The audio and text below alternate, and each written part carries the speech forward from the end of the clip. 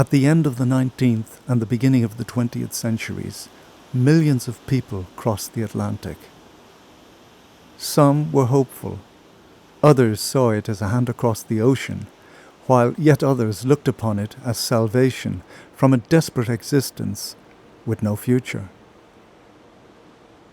They had one thing in common: a dream of a new life, a dream of a new beginning, a dream of America.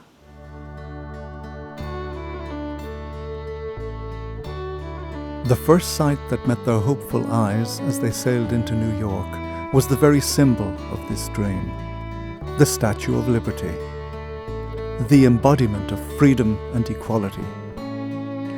Freedom and equality could, however, prove to be both cold and harsh. A stone's throw away from the Statue of Liberty, another kind of welcome awaited them: Ellis Island. No one was allowed to disembark at New York before the immigration authorities had been on board and examined each and every passenger. Then as now, social standing and wealth made life easier for those who had it, while the majority of new arrivals were sailed directly to Ellis Island. From 1892 up until 1954, between 12 and 20 million people passed through Ellis Island. Most of them spent no more than 5 to 6 hours there before they were granted immigration permits. But about 2% were denied entry and sent back to their country of origin.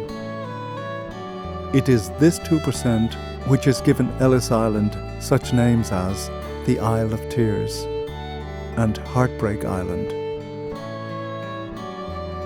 There is no doubt but that arrival at Ellis Island gave cause for much fear and anxiety. From the impressive main building, the sharp eye of the American eagle has doubtless given each and every person in the risk group reason for concern and brought perspiration to many a beleaguered brow. Nowadays, the eagle, like Ellis Island, is a national monument and museum.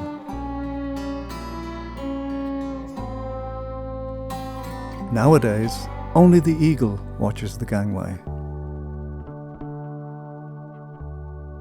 In former times, doctors and inspectors closely observed the new arrivals.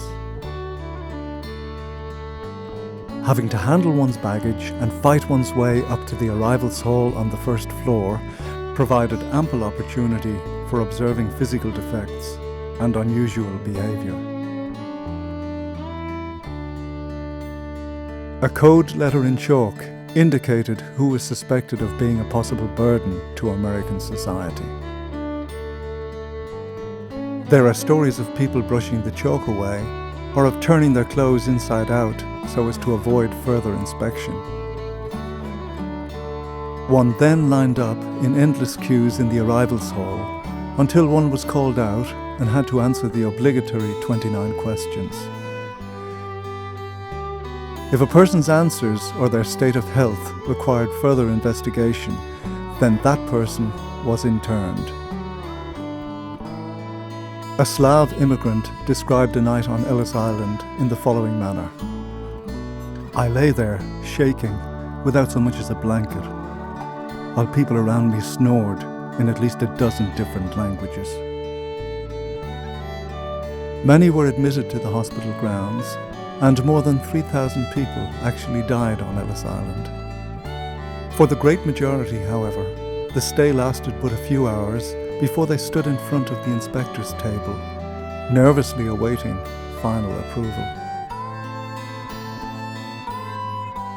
It was only then that one could continue one's journey, outwards and onwards to the American dream, seeking the promised land and a place where one could hopefully settle and prosper. Whether or not the dream came true is another story. Give me your tired, your poor, your huddled masses yearning to breathe free, the wretched refuse of your teeming shore. Send these, the homeless, tempest-tossed to me. I lift my lamp beside the golden door.